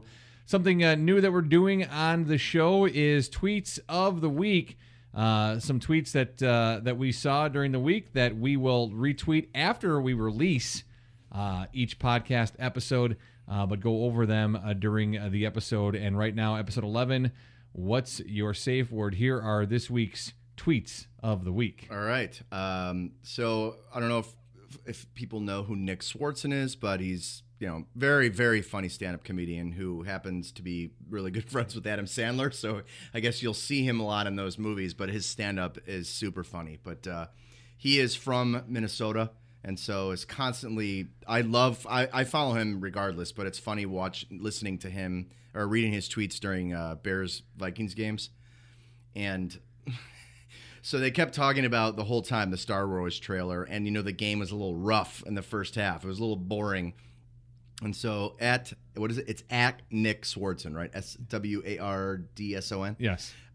His tweet is and this is very difficult for me to say this word, as Matt knows. I'm apparently a nun of some sort, but you can spell it out. You don't have to say it. Just show the Star Wars trailer and end this toilet see you next Tuesday game. Fuck this. Yep. If you don't know what See You Next Tuesday is, either Matt, you can say it, or people can just use their imagination. Figure it out. All right, cool. Moving on. I like how the Mitchell Trubisky tweet is right there, too. Yeah, I love to kiss titties. Yeah, so moving on in tweets of the week. There was one that I really wanted to share and retweet after we released, but it was gone. So baseball writer I followed, Dane Perry, had retweeted a dude from New York who had a giant pizza pie, and how big the pie slices are. Yep. And the box was open, and there was like 3 pieces of pizza left in the box, and his cat had jumped on the table and was laying on top of one of the slices of pizza like it was his bed, like where he was meant to lay. And the guy's quote with it was just, all it said was, "Look at this shit." It was great. But the cat was just like, F you. Fuck This you. is where I'm laying. And last week, remember when we say which animal is the biggest asshole? Right. Cats. Yes. Yeah. Okay. So this next one is from man. I don't know. I know most of our listeners are in the Chicago area. And Malort is starting to make its way outside of the state. A friend of mine, Sam, who bartends at Patty Long's in Chicago, is also the person who runs marketing for Malort. Jepson's Malort handle is it at Jepson's, JEPPSONNS Malort, MALOR. Was it 2 L's or one? No, one. MALORT. Yep. And if you've never been to Patty Long's, you should go there because it's a beer and bacon bar. And I just feel like if that's not America, I don't know what is. But they have this thing called beer roulette there, which is you give them $2 and they'll give you whatever shitty can of beer they have in like this like bucket. You give us $2, we'll give you a beer. Yes, and I've had Red Dog, old style, like Meisterbrow, just any crap you could think of they have in this collection. But the tweet says, call your mom, your doctor, your lawyer, and your insurance company. The Cheap Beer and Malort Festival is back. The best bad idea ever is back. The Malort and Cheap Beer Festival. Yeah, and Malort is absolutely, I'm sorry, it's just disgusting. It's awful. It's horrendous. But what I appreciate is they know that, and like that's there are people that like Malort. Well, I know, but that's they're insane. Most of the people I know who work in the bartending industry. Do you remember back in the day when we would go to bars? And actually, way back when we would go to bars, I don't even remember what the shot of choice was. Like, where the bartender would be like, "Hey, you want a shot?" Yeah. I don't even remember what it was way back. But when I moved to the city, I remember that JMO was kind of like the universal free shot from bartenders was JMO. You know, then this Malort hit the scene, and bartenders were like, "Man, I'm gonna give these guys free shots, but I'm gonna make them pay for it, right? Not financially, but with the look on your face when you drink it." So Patty Long's has this thing where you can go and for an affordable price, you can get a shot of Malort, a $2 not sure which beer you're gonna get beer, and the bad beer, I'm fine with that. I like that part of it, but the shot you can keep. Yeah, first time I had it was at the lodge, and we were in the office. The manager Paul at the time. There was a handful of us, and he was like, "Yeah, let's do shots." And so they had them poured out when I walked in, and I thought it was all Jameson. That was the whole idea. Come on back for a Jameson shot, and mine was the Malort. Oh, I wish I could have seen your face. And so it looked enough to be like Malort. You know, you get the proper lighting, close enough color, and I'm grabbing it and thinking it's a shot of Jameson, and I hit my mouth, and I was like, oof. You guys are all assholes. This is not funny. I mean, this is disgusting. Oh, it's bad. That was like, what was it like? Wanting to walk out mad, but yeah. But I've hit that point now where I can get beyond it. Yeah. You know, so like you just do it. No, I'm not saying I enjoy it, but to the point where I can do it, and I'm not. It's not the end of my life. Like some people do it, and they're like, oh, like it is. So the first time you taste it, it's not terrible. It's made of wormwood. Look that up. It's a whole new thing. Awful. Maybe we'll see if we can get Malort to sponsor us. Our next clearly not by this. Next tweet of the week comes from really great comedian Jim Gaffigan at Jim Gaffigan. I love this guy, and you're going to see him this weekend. Going to see him tomorrow night. Oh, perfect. Tomorrow night after work. But Jim Gaffigan. If you haven't listened to his stand up, I highly recommend you do. All of them, like at least all of the major specials, are on Netflix. I think his fifth Netflix special is called Cinco. I appreciate it. He's got a show model name like ours, but he has 5 children, and he constantly brings them up, and it's so funny because I think one of his stand-up quotes is, okay, so I have 4 kids, or no, at the time he had 4 kids, and he's like, so it's kind of like anyone you know who has 3 kids, and then you put them in a pool, and then they're holding the 3 kids with one arm, and then you hand them a baby. Right. Like that's how he starts one of his stand-up specials. So he always tweets about his kid stuff, and he just put a picture of artwork up this week that says, I have a very cordial relationship with my children, still working on the love part, and the photo is a picture of a house with what looks to be 2 people in it, and it says, I like dad. Right, I like dad. I like dad. That's all it says. And, oh boy, so we did not bring this up during the Bears segment, but it was something that, as Matt alluded to, I was texting him vehemently during this scenario in the game, whereas somehow we were able to get a delay of game after a timeout, which I don't think I've ever seen, ever. Yeah. And Pete McMurray, one of the Chicago personalities, been around for a long time, tweeted out first. I told Matt, I said, whoever tweeted out first, I'm going to give them credit. He's the first one who did it and said, how do you get a delay of game after a timeout? Start packing Foxy #Bears. Yep. Which one of the highlights of the game. Yeah, great. And this is one, go to the one right to the right of that. This one. Right here. That's left. Sorry, no, to the right of this. To the right. Yeah. Gotcha. Okay, sorry. So I can't read that now because I can't see that far, but it'll still be just as good. So the Foo Fighters just played a Cal Jam, a festival, and Grohl, I make no secret about him being one of my favorite artists over the last several years and currently, but this is the kind of thing that he says after concerts, and I really, really appreciate it because it's humble. It's like humble messaging. I love it. Can you read that? So he says, Cal Jammers, thanks for letting our...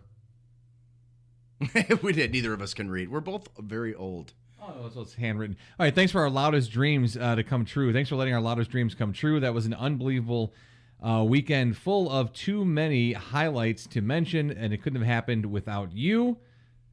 He goes on to say, so once again, I have to pinch myself. After all these years, rock and roll not only survives, but thrives because of all you badasses out there. And that is, of course, from Dave Grohl. And it's a great picture of someone behind him on stage taking the picture of him looking out into the crowd, which looks like it's just an absolutely packed shoulder-to-shoulder crowd enjoying that show. So that's from Foo Fighters, at Foo Fighters. Thank you. #CalJam17. I do love, and the funny thing, actually, Trish knows this too. My wife. So I've seen Foo Fighters a bunch of times in concerts. Concerts? Well, yeah, at concerts, not in concerts. But what he likes to do is he'll play, just normal riffs, normal phrasing, and then all of a sudden he'll go, "Fuck yeah!" He always does that. Yeah. And it's funny that he actually signed off. Like at the very end of that, Matt didn't read that part. It says, "Fuck yeah, Dave." Dave. Dave. Yeah. Yes. What about you, babe? So yeah, we appreciate you, Foo Fighters. At least I do. Well, yeah, no, I do. I just am not as big of a fan, but always enjoy when I see Dave Grohl anywhere collaborating with anyone, which is all I've ever seen the guy do. So yeah, because he's a badass. Yeah, man. it's great. Good stuff. Always good stuff. All right, and then we have one inspirational story to share with you. This is a great story that you found. One real brief one that I saw. Nick Lachey from 98 Degrees, my one of my favorite bands of all time. He and his wife, they just had their third baby, and the baby's actually about 10 months old, but it was born prematurely, and I guess she's competing on Dancing with the Stars, and they do like an inspirational kind of thing each week. I don't watch Dancing with the Stars, but I guess this was hers to talk about the story of their third kid who was born 10 weeks early, and there isn't enough talk and or concern or efforts for premature babies in this country. It's something that should be talked about more. I'm glad that they brought it out and talked about it. I guess they were both just in tears, and then she danced to a song that he wrote in trying to deal with the fact of what they were going through. Wow. Now the kid's 10 months old now, doing good, but that situation is this not one that you want to experience if you're the parents or someone that you love or care for, a family member or friend is going through that. And I immediately thought of it as I was reading the story. I got a text from my guy Matt Rodewald, who used to work at the Score, who is now out in Arizona doing TV work out there, and he lost two baby sons who were born premature. And I know he's always out there trying to spread the word out and really bring out the effort to really have more concern and more to do more for premature babies born in this country. I mean, what a terrible situation to go through that experience. I can't even begin to fathom what he and Lindy went through in losing to his sons, and he's always out there talking about it. So it was just it was great. I'm not going to go into the story for you. I want this story that you found. I love a lot too. Is really, really cool, especially in our time in society right now. But just Google it. Google Nick Lachey, his wife, Dancing with the Stars. You can read the story, and then there's opportunities there to do more about premature babies in this country as well. Okay. It's hard to follow that. That's actually that's actually like a really, really cool story. I mean, regardless of its I love this. This is great. I'm so glad you found this. But I mean, like, regardless of it, awesome. of it being like celebrities, because I know some people get a little touchy about that. It's kind of like, well, you know what though? No, still people. But they're still people, and the fact that they're celebrity can help bring that to light. Still a baby, and it's just But this is a great headline. The headline: neighbor sees police officer battling to push senior's broken electric wheelchair uphill. Okay, so this was it's Rock Island, right? Yep, Rock Island, Illinois. So it's close to home. A police officer was driving down the highway and noticed a woman on a wheelchair on an incline who was stuck on the side of the road. Apparently, she had been on a bus on her way to a doctor's appointment. You can scroll down, but I remember most of the gist, though. She was on her way to a doctor's appointment, and the bus broke down, so she got off the bus. She's in a motorized wheelchair, and then her wheelchair got stuck on the side of the road. So a cop was driving by, jumped out. There's video footage of him pushing her up the hill towards the exit to where a bus could take her to her doctor's appointment. Yeah. But I don't know. I mean, it's just, I don't know. I just appreciate that. What's the name of the officer? The officer is Tyson Nichols, Rock Island Police. And so he sees her, he gets out, pushes her up the hill, as you said, to a spot where the bus could get there. And he actually contacted, it says that he contacted Metro Bus and asked if they could help safely transport the woman to her doctor's appointment. So it wasn't even like a bus stop where a bus was coming. It was because the officer made the effort to get her up to a spot where she was safe. And then, it was during the heat wave too. Those incredible temperatures, over 100 degrees. So he gets her up to a safe spot and then contacts Metro Bus, and then they provide a bus to pick her up to take her to the doctor's appointment. So in a situation where, I mean, this poor woman is already in a wheelchair. She's on her way to her doctor's appointment. The bus breaks down. Her wheelchair breaks down. Like I can only imagine what is going through this woman's mind on the side of the road in 100+ degree heat, and a police officer. Well, I'm sure. Yeah, this is the overwhelming feeling of helplessness, and then you finally have a cop jumps out and helps her. So and then you have someone with a good heart. Good story, and not too often you get to hear the good things that cops do. So that was a good story. I'm glad you found that one out of Rock Island, Illinois. And another segment that we want to give to you in segment 3 of the AFDE show is this day in history, a little jaunt through history. And today for us, it is Wednesday, October 11th. Matt, you just want it to be Thursday. Well, I'm looking forward to the Cubs game, which for us is taking place tomorrow. And if you're listening to this episode on Friday, it happened last night, and hopefully the Cubs won, and you're celebrating and feeling hungover. I'm looking forward to it too. It's my last day of the work week. So Thursday is. On this day, October 11th, this day in history, in 2002. Former President Jimmy Carter wins the Nobel Prize. Which is just awesome. But do you remember Jimmy Carter's presidency? Well, okay, that's a weird question. Like, I'm sure you and I have not sat around discussing Jimmy Carter's presidency. However, he had solar panels on the White House. Like, he's one of the only people who've apparently... Did he really? I didn't know that about him. He did. Huh, interesting. I do remember... solar panels installed on the White House. Yeah, he lost in the 1980 election to Ronald Reagan. I do remember that as a 7-year-old boy in second grade. One-term guy. Really cared about a lot of things that people didn't even begin to think were going to be a thing. Right. Especially the peace and environmentalism. Yeah. So on this day, October 11th, 2002, former President Jimmy Carter won the Nobel Peace Prize for his decades of untiring efforts around the globe. Also on this day, October 11th, 1968, Apollo 7 launched. It was the first manned Apollo mission that launched astronauts Walter, Schirra and Don. Oh, I don't even know these names.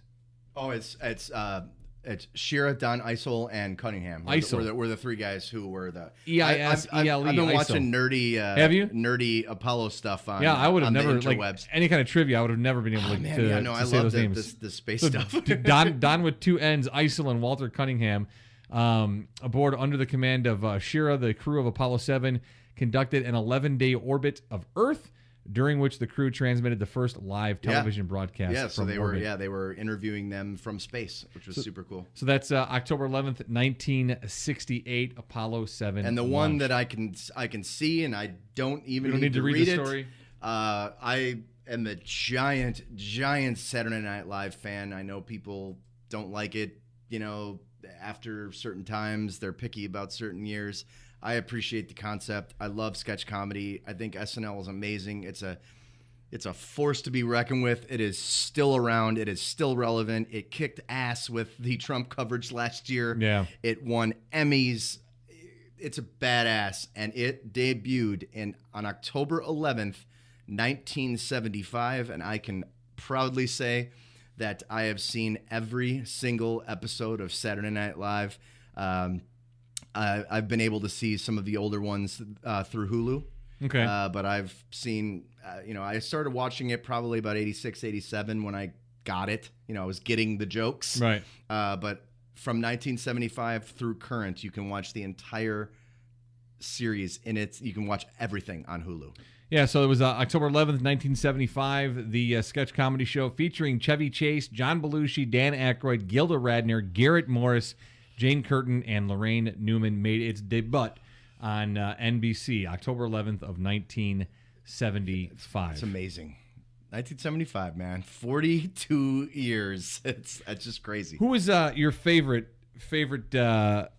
individual to have a run on SNL? Cast member? Yep. Farrell. Yeah. I mean, I love all the classics. Like, people you just mentioned are amazing. I think mine's... But they didn't have a big run. Mine's Eddie Murphy. Yeah. Love I just Eddie think Murphy on there. Farrell was a guy... Well, all right, you know what? Farrell, in terms of the in-your-faceness, he was just... He didn't have to speak.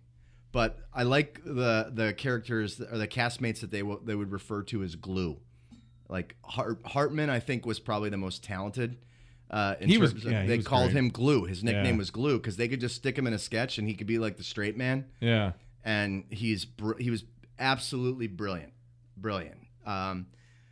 It's hard to pick, but those are two of my favorites. I mean, obviously, Farley, Sandler, like all those guys. They all had great spots in the show's history, but those two guys. Dude, Farrell and Hartman. Yeah. I mean, just even the sketches that were bombs. Yeah, I guess Sandler as well might be up there. But for those me, two, yeah. Farrell and Hartman, watch sketches that are bombs, absolute bombs, and just their presence make the sketches better. Yep. All right, final segment for the show, our rapid fire questions, where we just throw questions at each other. Got some questions here. Why don't you go ahead and start? All right. Matt started last week. I'm going to start this week. Yes, I have I have it on paper. Yep. I wrote it down on the papers. Got a yellow pad. I do. All right. Question number 1 for my good friend Matt. Who was your favorite teacher and why? Oh, sophomore year of high school, second year of Spanish, Senorita Lopez, because she was 25 or 26 and she was smoking hot. So you actually had a hot teacher. Oh, she's smoking hot. I never had hot. The only one I think that I can remember throughout my years of school. The only attractive teacher I had. Well, no, but the only attractive teacher you remember, or the only teacher you remember? No, the only attractive teacher that I had through my entire I didn't say years who of was school. your hottest teacher. Yeah. But that's why I remember her. But she was my favorite. Okay. Yeah, because she was smoking hot. Fair enough. She was 26. I would say, and she probably felt really, really old at the time when I was you're a sophomore, you're 16 years old. She probably thought she was like 40 or 50, and she was only 26. Like 20, she was a kid, right? Mid-20s. There was a teacher I had, Mr. Antonoff, who was like an excellent teacher and who really helped me to become like a better writer. Nice. Like my papers, like, I don't know. It was like the first teacher I'd ever really been in a class with who like was able to like to make people passionate about what they're, it wasn't just schoolwork. I was like, oh, okay, now I understand. Like, he would talk about the books. I'd be like, oh, that's super cool. Yeah, and that made me that I still use the writing style that like, I learned in his class. Very cool. All right, here's a question for you. We'll go back and forth. I got one. Any point in history, in the world, not just U.S. history, any point in the world in history, where is it you would like to go back in time and experience that point of history? I have that question on here too. Do you really? Yeah. So, and I didn't use the same website. Yeah.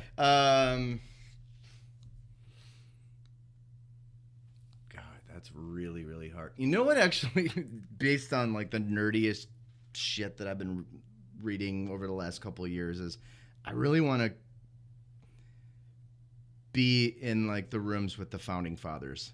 Really? And hear the conversations that got them to, the Declaration and the Constitution. Like I want to hear those conversations. It really interests me I would love to be around that. I mean, there are periods of time from then until now that I would like to be a part of, but like that is the foundation of like the democracy we're in. I would really like to listen to those conversations. I think I'd like to go back in time to the like Roman Empire, and particularly the Colosseum. Like when gladiators and stuff were going on. Yeah. I'd like to go experience that and just kind of take it in and not even so much watch the gladiators, but like watch the crowd and how that was just like a regular part of like their lives. It's like us watching the Super Bowl. Right. And just seeing that. I think that'd be cool. The funny thing is, and you could look behind you, there are like all these books that I have about like the Roman times and the emperor, and I've read all those things. I should let you borrow some of those, because that is the foundation of like civilization that we know it now. Like that's how government started, but that's another thing. Okay. That's seriously, that was my next question. So that is really weird. How about this? If you could change one thing about yourself, what would it be? Ooh. Be less gay? No, I'm happy with that. Be more gay. Impossible. Oh, I think, I'm a hairy guy. Too hairy. It bothers me. Okay.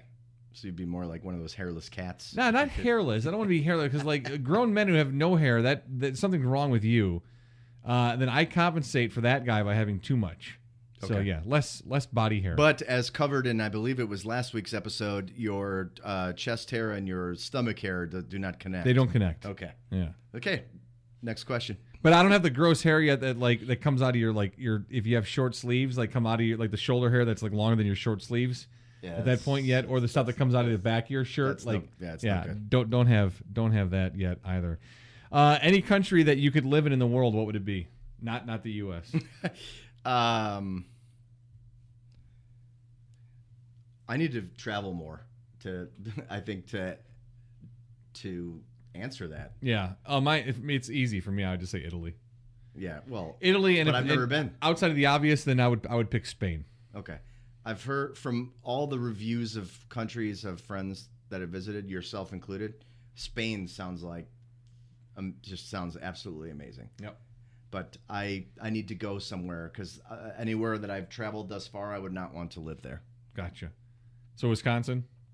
Yeah, that's not a country I would like to settle down in. It's a margarine problem. Right.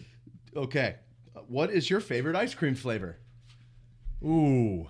That's tough. It's a toss-up between two. It's pistachio, or you remember the I don't know if it was Baskin Robbins or what company it was, what ice cream place, but the Superman. Remember Superman ice cream? It was all like the multicolored. I remember the colors, but what were the? I don't remember. I don't remember the flavors were. It was kind of like sugar flavor. Yeah, I think it was like sugar. Okay. It was sweet flavor. All right. Yeah. It didn't taste like Superman, which I was so disappointed. It's like the diabetes with an S. Right. It's like, let me get that Superman. They're like, this stuff sucks. It doesn't taste like Superman. It tastes sweet. Right. I wanted to taste like Superman. All right. Anyway, all right. If you could, what's your favorite flavor of ice cream? Kind of changes. I'd say right now, I like the sweaty balls. Yes. No. Sweaty. I like cookies and cream. Like I think that's my favorite. Yeah. But with the mint, I've started to like the mint Oreo. I'm not a big mint guy. I'm not either. But ice cream. Yeah. Mint. No, and I'm not eating like 9 bowls of it, but one bowl. It's good. I think probably because as a kid growing up, that's like the only flavor they had at like restaurants. When you got dessert, it came in like the ice cold like or sherbet. We had sherbet options. Remember rainbow sherbet? Sherbet. If it was either vanilla or like mint chocolate chip. Yeah, the sherbet. Yeah, I like the sherbet. Sherbet. If you could be, if you had to be, not human, but you had to be an animal, what animal would you be and Dog. why? I don't know, like humping. No, like furniture. Yeah, you could do that now. They seem you should hump the couch, and as Trish walks in, what are you doing? Don't know. Any animal I've ever been around, I think that they animal or not, they can completely relate to us, and I appreciate dogs. That. Yeah. I would be a cat just because no one would bother me. No one would want to be around me. Yeah, everyone would leave me alone. Fucking assholes. Yeah, that's pretty much it. All right. Who would play you in a movie about your life? George Clooney. 100%. Think? Oh yeah, without a doubt. All right, he's actually asked. He's called and he said, "Hey, when are we gonna do a movie about you?" That's great. What about you? Who would? No, probably if it had to be someone. It would. Gosh, I don't know. Who? Yeah, I think I'll stick with George Clooney or David Schwimmer because I've gotten that Friends thing a lot, which I don't agree with at all. Well, yeah, but you don't look I'm like him. Much better. Do you remember looking that than he was is. the joke?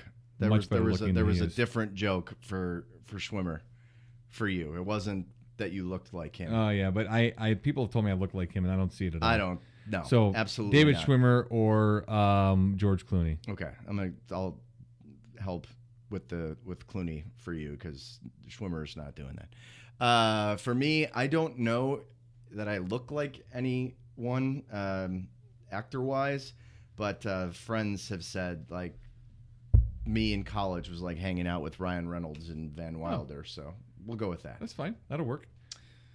We'll go with that. Okay, so you're up. I got one more question for you. Okay. If you were told that you would die tomorrow, what would you do tonight? This show? Liar. Well, I mean, in all honesty, let's see. It's 10:30, so I don't think I'm doing much more. Well, let's not say you're told at 10:30. Let's say that you wake up one morning and you're told that you're done the next day. What do you do for the final day? Trish and I wake up. We talk about the things that we want to do the most before we die, and then we go do them. Okay. It's not a whole lot of time though. 24 hours to do all the things you want to do. I know, but it's how much can we do in this? Like, what can we do today? Like, let's figure it out and let's go do it. Yeah, probably just lots of friends and family, as much friends and family time as possible, and I guess eating would probably be like a big thing. Like I would have several last meals. Yeah. Well, yeah. Everybody, let's get together. I'm going to eat. I'm not going to have cholesterol issues. Right. Clearly, Doesn't matter. So I'm just gonna. So I'm definitely doing Taco Bell, McDonald's. Crush myself in pasta and like all the guilty lots of pleasure pasta, food. Steak, crab legs, and definitely a naked egg taco. Oh yeah, without question, sure. a bell beefer. I'm trying to find a bell Bring that beefer. shit back. Right. Okay, let's see. I like this one. If you could be an Olympic athlete, in what sport would you compete? Ooh. Well, now that they have it, I would say golf. Okay. In the Summer Olympics. For some reason, just because it's I find it so ridiculous. Curling. Yep. Yeah, I knew. Yeah. I knew. Oh, you'd say dude, come curling, on. 100%. Think about it. What else? What else is there that is not ridiculous? Oh, ping pong. Those Oh, dudes yeah. are animals. Yeah, I know. Oh, dude. Animals. Forrest, man. All right. It all goes back to Forrest. Okay. Well, here I'll ask you these last ones and then All we'll right. wrap up. But like we'll both do them. What do you think is the greatest invention of all time?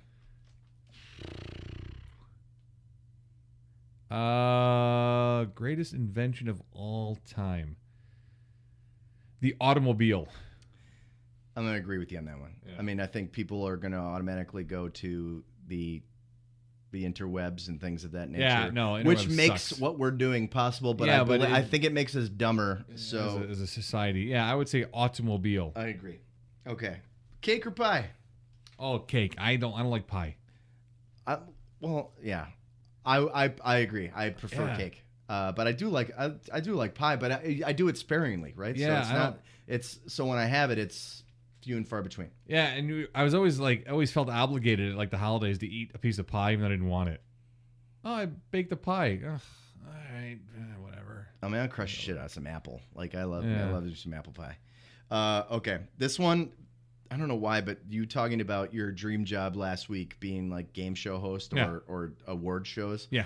But I think this could fall in line there. Name a product or service you love so much you would gladly be their spokesperson. And obviously you've done that stuff for radio and stuff. Yeah. But I mean, like now, like now, you'd be like, man, I'm waiting for these guys to call me. Yeah, I would proudly do an endorsement for LaCroix sparkling water. Really? Well, yeah, it makes sense. Or any of that, or no, we're going to have the sparkling water companies competing for your for your services, Matt Abaticola. That's right.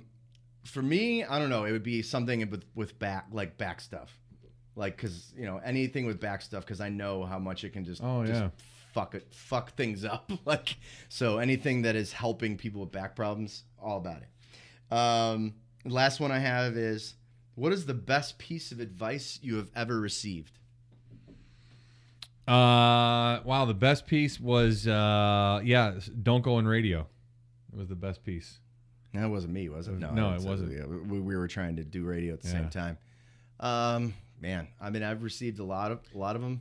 Lately, they've been, and it's starting to work, actually. I'm getting less and less, like, it's hard. Yeah, I can't avoid stress. I'll never be able to do it. That's not something I'm physically capable of. Like, I have anxiety. It's a thing. But I'm learning more and more and more and more. And this is just, it's not just from one person. It's from multiple people. Like, just let stuff roll off.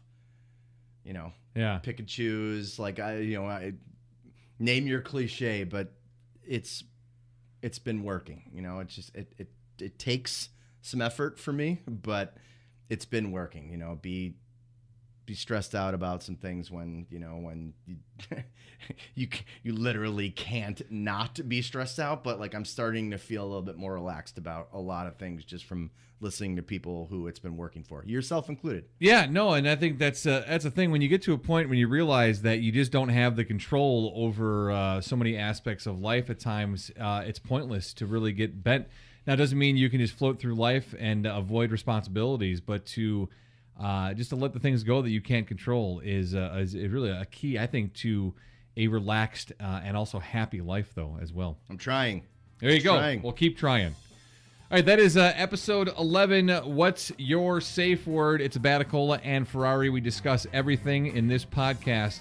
You can email us anytime at afdeshow@gmail.com. Connect on Facebook, facebook.com/afdeshow. And, of course, follow on Twitter at AFDEShow. And we will retweet our tweets of the week after we release the episode tomorrow. For us, it's Wednesday night. For you, it's Friday and beyond. Episode 11, what's your safe word?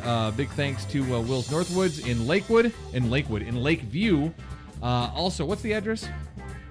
Will's? 3030 North Racine. 3030 North Racine. So thank you, Wills, for being a part of the show, and That's So Wisconsin. And our presenting sponsor, Mickey Finn's, 345 North Milwaukee Avenue in Libertyville, Lake County's oldest brew pub. We will talk to you next episode. This is episode 11 in the books. What's your safe word?